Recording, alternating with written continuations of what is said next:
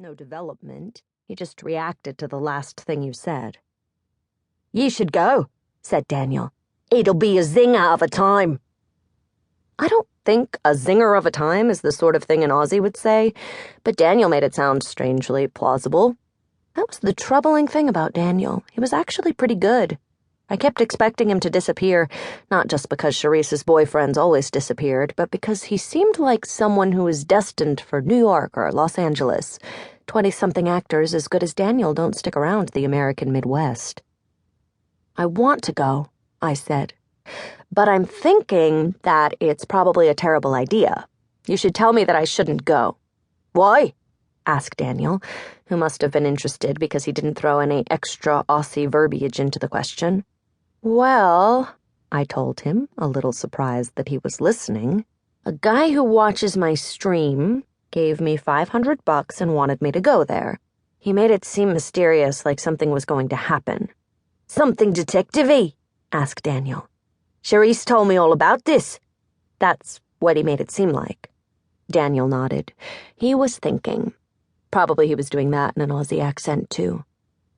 "And you don't want to go because you think the guy could be crazy?" "I think there's a reasonable chance." Daniel sat down at the dining room table across from me. Charisse's Max Beckman self-portrait scowled down at us as though he could see where this was going and did not like it one bit. "Would you like some company?" asked Daniel. "Nah," I told him. "I'm just going to read a bit and go to bed." "Not now," said Daniel. "Tomorrow. I could accompany you. I could be your Aussie bodyguard." This offer surprised me nearly as much as the $500 because Daniel had not taken a lot of interest in my comings and goings. Mostly, it was just accents and tandem bikes and couples lacrosse. You realize the tournament's for a video game. It's not polo or mountain hiking or whatever Danielian nonsense you like to partake in. "Yeah," said Daniel. "I figured. And for the record, mountain hiking isn't a thing. It's either mountain climbing or just hiking." "Why would you want to go?" I asked, with just the sort of suspicion that helped me solve my last case. "You don't spend time with me. And answer in your real voice because I want to be able to tell if you're lying to me, and I find that accent distracting." I really don't know what kind of answer I was looking for. I certainly didn't think Daniel was romantically interested in me because he was completely all in for Charisse. I'd seen the evidence in his pants.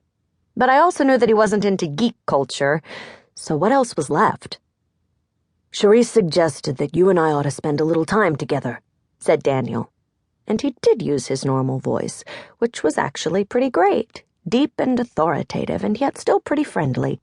You could see how he would get cast as Jesus. But this answer made me anxious. Why would Charisse want that? "She's a little worried that you don't like me. She wants to make sure that you and I get along." There were a lot of things wrong with that sentence. For one, it had both the words Charisse and worry in it, and those were things that should be paragraphs apart, if not entire pages. Possibly books. For another, the whole premise was dumb. I liked Daniel fine. I wished he would put his pants on when he got up in the middle of the night, but this was a minor and ultimately solvable problem. But mainly, it was scary. Something was happening to Charisse and Daniel. I had a terrible feeling that it might be adulthood. Even more alarming was the idea that Charisse and Daniel were going to couple up forever, and then they would both disappear to New York or Los Angeles or wherever actors who could plausibly say dumb things in Australian accents went, and where would that leave me? Anyway, this thought sounds very rational as I say it out loud, but in the moment I didn't say it out loud, and it hit me all at once, like the words were on top of one another, and also they were maybe said in an Aussie accent. "I don't want to go anywhere with you," I said quickly and loudly, like a crazy person, and then I instantly followed it up with, "No, yes, I'm sorry, please come along." Honestly, there was no time between those sentences. You'd have to measure the pause in quantum units, like the ones physicists used to discuss the beginning of the universe. "Are you sure?" I wasn't sure at all. I felt weird. Insecure, almost.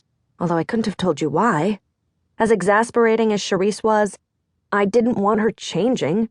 I had just gotten the hang of being a single 20-something just now, and now friends were already leapfrogging into other